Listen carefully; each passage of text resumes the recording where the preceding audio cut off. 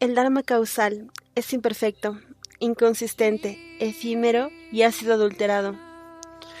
En la asamblea de las personas espiritualmente iluminadas, cualquiera está en la posición de realizar el significado de las palabras de los Shastras, así que no es necesario que explique el significado de los textos del Bhagavatam. Sin embargo, me gustaría añadir que la disposición del Varna, clase social, y el Asrama, clase espiritual, son las bases para llevar una vida de obediencia para con los mandatos de Dios. La irreligión prevalece en una nación proporcionalmente a la ausencia de esta organización de Varna y Asrama. Consideremos la naturaleza y aplicación de los términos Nitya y Naimítica con respecto al karma. Si analizamos el significado profundo de los Shastras, no podemos resistirnos ante la conclusión de que estos términos en su aplicación al karma no son utilizados en el sentido espiritual. Más bien, se utilizan con referencia al karma en una connotación transferida o mundana. Los términos Nitya Dharma, deber eterno, Nitya Karma, actividad eterna, Nitya Satya, verdad eterna, solo pueden ser utilizados en forma apropiada y única con referencia a la condición espiritual pura del alma. Por lo tanto, cuando el término Nitya es utilizado con referencia al karma, actividad material, como medio para un fin, debemos comprender que el karma es apenas indicativo de la verdad eterna en este mundo, y es llamado Nitya únicamente con base a tal referencia, ya que el karma nunca es Nitya o eterno. Solo cuando el karma, a través del método de karma yoga, es utilizado en la búsqueda del yajna, y este a su vez se encamina hacia el bhakti, entonces el karma y el yajna se les considera como nitya, en un sentido de transferencia. Cuando un brahmana lleva a cabo adoración 3 veces al día, a esto se le llama nitra karma, solo por ser un mandato védico establecido como medio para alcanzar la realización de nuestra función eterna, y no porque en sí misma sea nitya, sino para regular las actividades de nuestro cuerpo físico, distando mucho de la actividad bhakti, que sí es eterna. Tal aplicación es conocida como upakara. Krishna Prema es en realidad la única función eterna del alma. Su naturaleza ontológica puede ser establecida como la actividad del principio puro cognoscitivo. Aquellas actividades que se utilizan para obtener la realización de la función espiritual son ejecutadas para alcanzar el mismo fin. Por lo tanto, no existen discrepancias al prescribirse como eternas en este sentido, pero desde el punto de vista absoluto, es mejor denominarlas a estas como naimítica en vez de nitya. La distinción entre nitya y naimítica, como es aplicada a diferentes variedades del mismo karma, es para su conveniencia y no tiene una significación eterna. En consideración, respecto a la verdadera entidad de las cosas, el ejercicio del principio cognoscitivo sin mezcla es admisible por ser la única función natural eterna del alma individual. Cualquier otra función es accidental. El Varna Asrama, los deberes de la organización social espiritual, el Ashtanga Yoga, el proceso octuple del yoga, el Ashtanga Jnana, el sendero del conocimiento material, y la tapasya, el ascetismo, son todas funciones accidentales. No habría necesidad de todas estas funciones si el alma individual no se encontrara atrapada por Maya. Debido a esta cautividad en Maya, el estado infatuado que se produce es en sí mismo una causa accidental. Todas estas funciones producto de este accidente, cautividad, se han convertido en deberes para el alma, que desde el punto de vista absoluto son en su totalidad accidentales. La condición superior de un brahmana, sus actividades fruitivas, como las prácticas rituales de adoración diaria y plegarias, junto con la aceptación de la orden monástica del sannyasi, son todas funciones accidentales y naturales. Estos deberes son considerados en gran estima por los Dharma Shastras. códigos de deberes sociales y son las más de las veces consistentes en los estados apropiados del discipulado espiritual. Sin embargo, no se les puede equiparar desde el punto de vista de la fe como en igualdad con la función espiritual eterna. El Bhagavatam menciona incluso un Kandala que se alimenta de los despojos de los perros es mejor que un Brahmana que aun cuando posee las 12 buenas cualidades experimenta aversión al servicio de los pies del loto de Sri Krishna. Esto es porque si la mente, las palabras, actividades y el uso que una persona le da a su dinero están dedicados a Sri Krishna, por ello se santifica tanto su familia como su vida, mientras que un brahmana, aunque posee inmenso honor dentro de la sociedad, puede no llevar a cabo las actividades de servicio antes mencionadas debido a su aversión a Sri Krishna.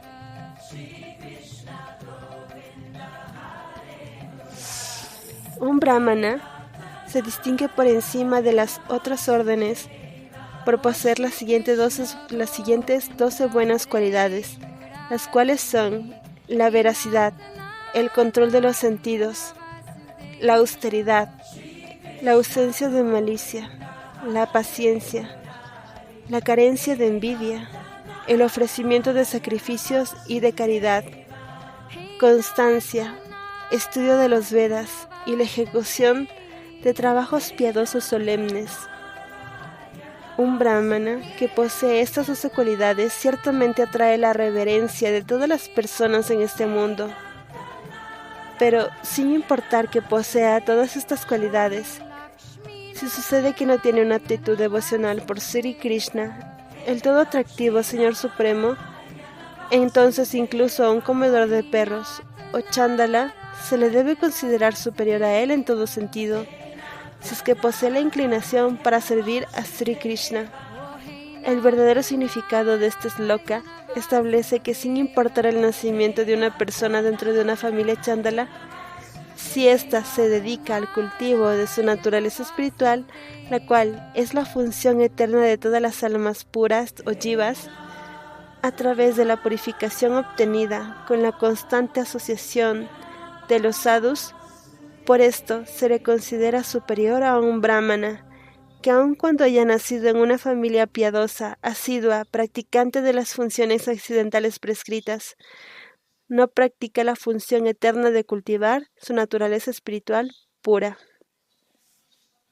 En este mundo se encuentran dos tipos de personas, aquellas en las cuales el sentido de lo correcto y lo incorrecto se ha despertado a la actividad, y aquellas en las cuales este sentido se encuentra dormido.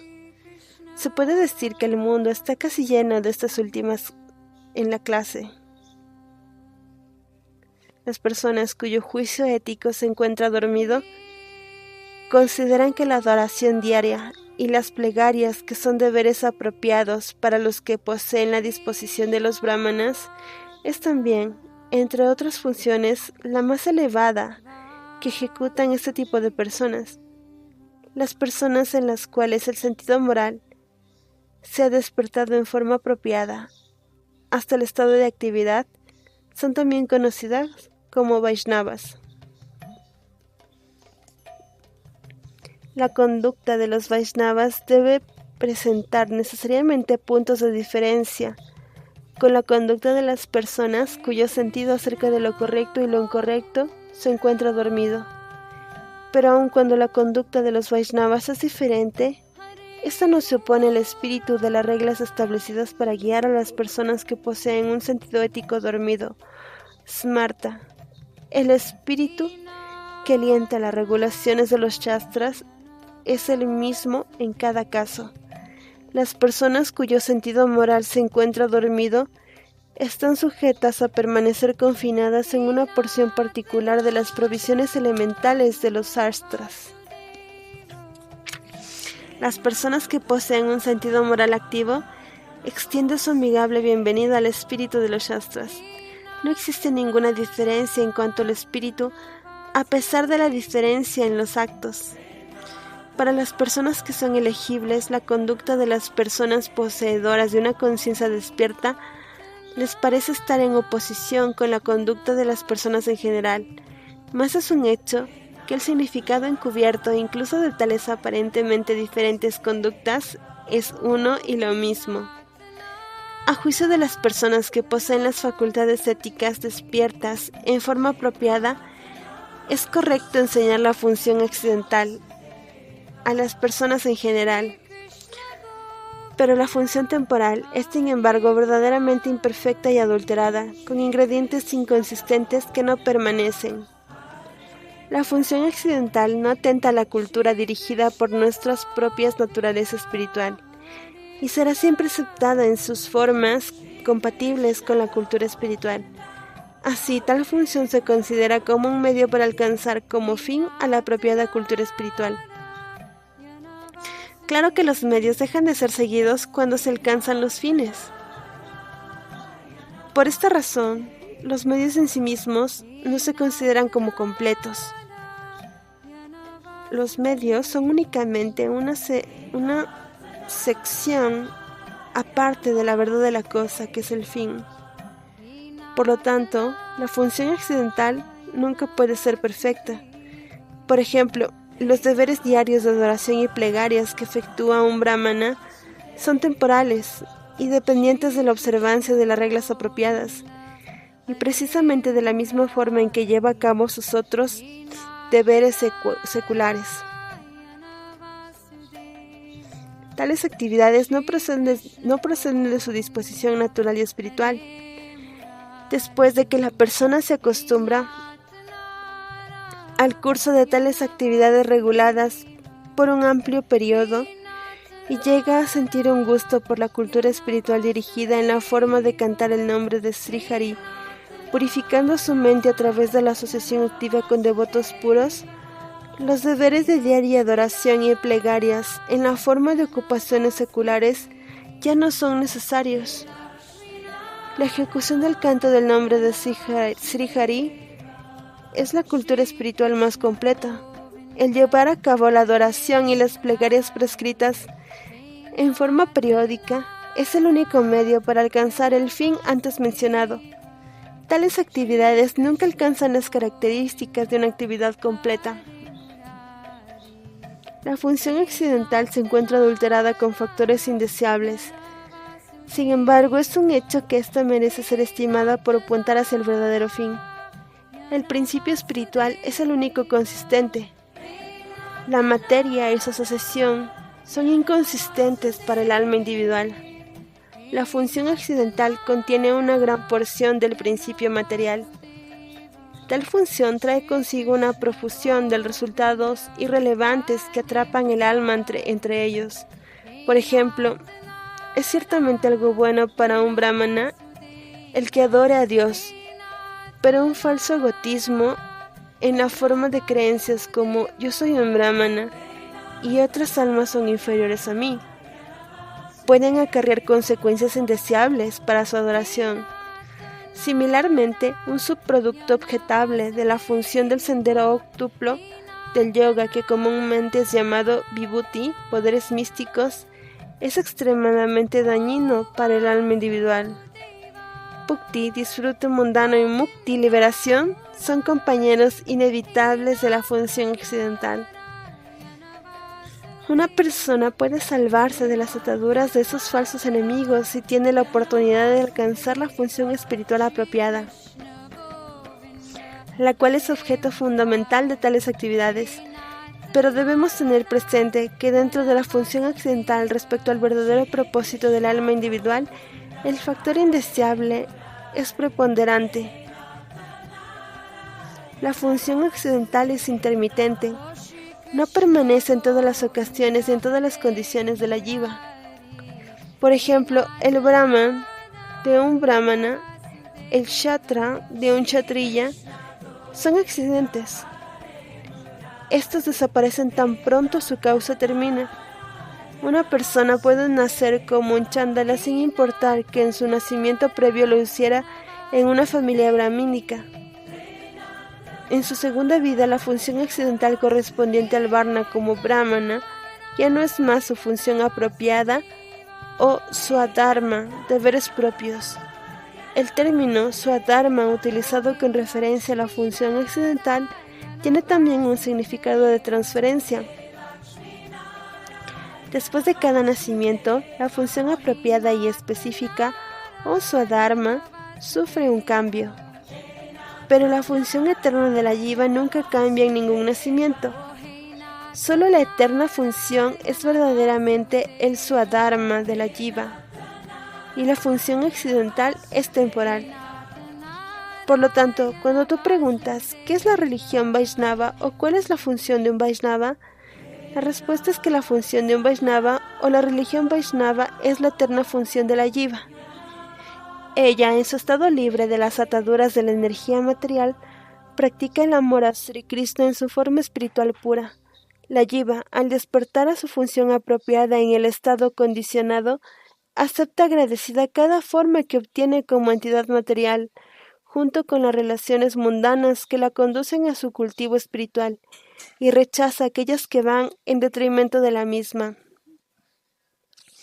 Ella no lleva a cabo mecánicamente los mandatos y tabúes de los Shastras, sino que le da la bienvenida al mandato shastrico que la conduce al servicio de Dios, despreciando al que se opone al mismo.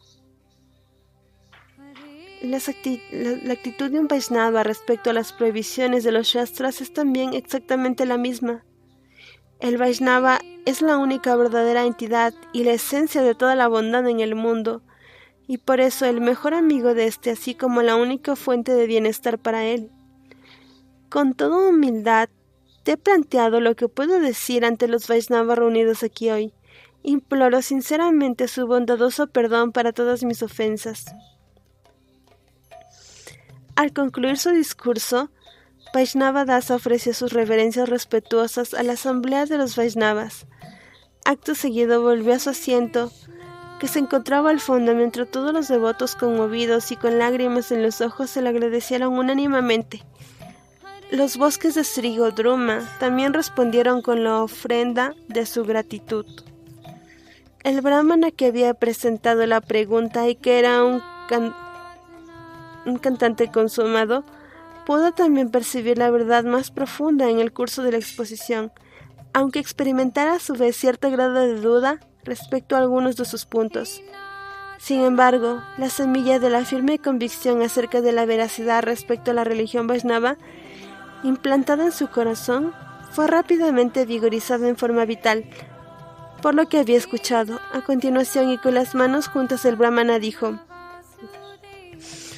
Grandes devotos, yo no soy un Vaishnava, pero me he convertido en uno por escuchar el nombre de Hari. Si ustedes se complacen en instruirme a su gusto y debido a su misericordia, despejarán mis dudas, que son muchas.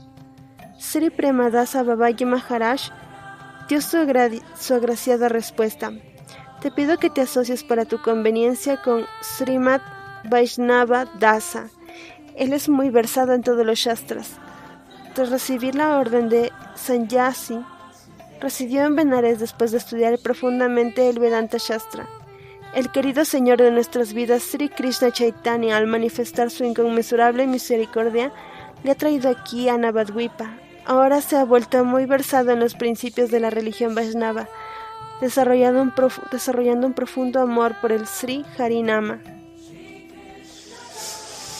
El que hacía estas preguntas era Sri Kalidash Lahiri. Después de escuchar estas palabras de Babaji Maharaj, mentalmente le aceptó a Vaishnava Dasa como a su maestro espiritual, preceptor, gurú, y pensó para sí mismo: él nació dentro de una familia brahmínica y ha aceptado sannyasi, por lo tanto está capacitado para instruir a un brahmana. Además, encuentro que posee un gran conocimiento acerca de los principios Vaishnavas. Puedo con toda confianza esperar de él gran cantidad de luz respecto al Vaishnavismo. Con esta clase de pensamientos en su mente, Lahiri Mahasaya ofreció sus reverencias respetuosas a los pies de Sri Vaishnava Dasa y le dijo: Reverendo Señor, tenga misericordia de mí. Vaishnava Dasa le respondió después de devolverle las reverencias a Lahiri Mahasaya: Si usted se complace siendo misericordioso conmigo, el deseo de mi corazón podrá efectuarse.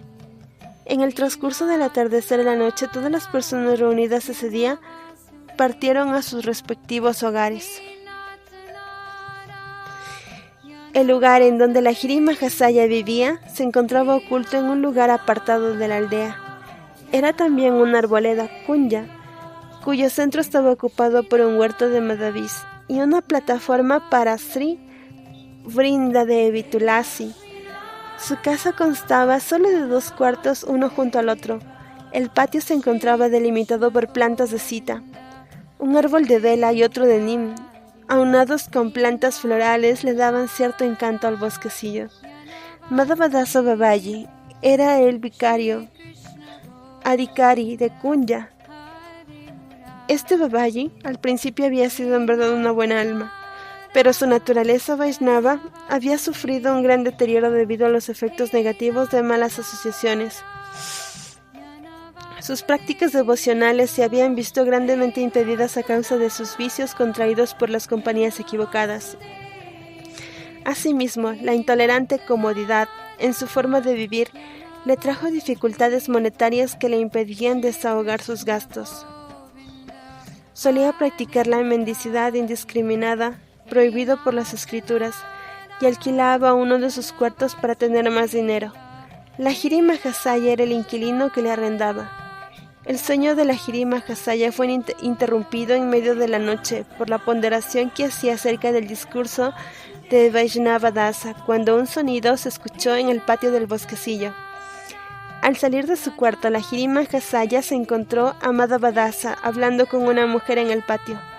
Al verlo, la mujer desapareció mientras Madhavadasa permaneció en silencio, evidentemente apenado por la presencia de la Jiri Mahasaya. Este último habló primero. Babaji, ¿qué es lo que pasa? Con los ojos llorosos, Madhavadasa le respondió: es mi destino fatal. ¿Qué otra cosa necesito agregar? Lo que he sido en el pasado y lo que soy ahora. Me siento apenado incluso de acercarme a la presencia de usted.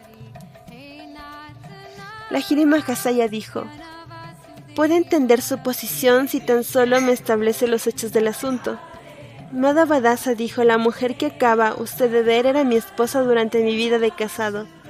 Un corto tiempo después de aceptar la vida de renuncia, ella vino a Sripat Shantipur, uno de los lugares sagrados de los Vaishnavas, refugiándose en una choza construida por ella misma para tal propósito a orillas del Ganges.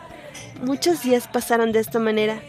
De casualidad fui a Sripat Shantipur y al encontrármela en la ribera del Ganges le pregunté el porqué de su renuncia a la vida familiar, por lo que me dijo pude comprender que su vida terrenal había cesado de tener alguna atracción hacia ella, y debido a esto ahora vivía mendigando en este lugar sagrado, después de haber sido privada del servicio a mis pies. Sin prolongar más esta conversación, regresé a Srigodruma y me establecí en la casa de un Sadgopa, encontrándomela en un lugar diferente cada día. Entre más trataba de evitar su acoso, ella me presionaba para entablar relaciones íntimas. Ahora hasta posee un asrama, un lugar de retiro piadoso para vivir propio en ese lugar, y se dedica con todas sus fuerzas a traerme la rutina, visitándome a altas horas de la noche. Mi mala fama se ha difundido por todas partes y al asociarme con ella se ha reflejado en la declinación de mis prácticas devocionales, las cuales han sufrido gran impedimento. Me he convertido en un renegado entre los sirvientes de Sri Krishna Chaitanya. Desde que el pequeño Haridas fue castigado, ahora yo me he convertido en el objeto idóneo para ser sujeto del castigo. Los Babajis de Srigodruma no lo han hecho debido a su gran misericordia, pero ya no confían en mí. Después de escuchar su historia, la Jiri Mahasaya dijo: Madhavadasa Babaji, ten cuidado de devenir de la maldad. Y regresó a su cuarto. El Babaji hizo otro tanto retomando su gadi, haciendo del ermitaño. La Jiri Mahasaya no pudo conciliar más el sueño esa noche. Se decía para sí: Madhavadasa Babaji se ha arruinado al quebrantar sus votos de recluso respecto a la castidad. No es adecuado para mí permanecer aquí por más tiempo, pues aun cuando esta situación no llegue hasta el punto de una auténtica mala asociación, lo que puede producir es una grave y mala reputación. Los Vaishnavas puros no me tratarán ya como alguien digno de su confianza. Así, a la mañana siguiente se dirigió a Pradyumna Kunja y después de saludar adecuadamente a Sri Vaishnavadasa le imploró que le permitiera residir en un pequeño cuarto localizado en el Kunja. Cuando Vaishnavadasa le informó a Paramahansa Babaji de su pedido, este último le ordenó que le asignara un refugio para su estancia en un extremo del Kunja. Desde entonces, la Lahiri Mahasaya vivió en tal refugio y hizo arreglos para obtener comida que hubiera sido ofrecida a Vishnu en la casa de algún brahmana.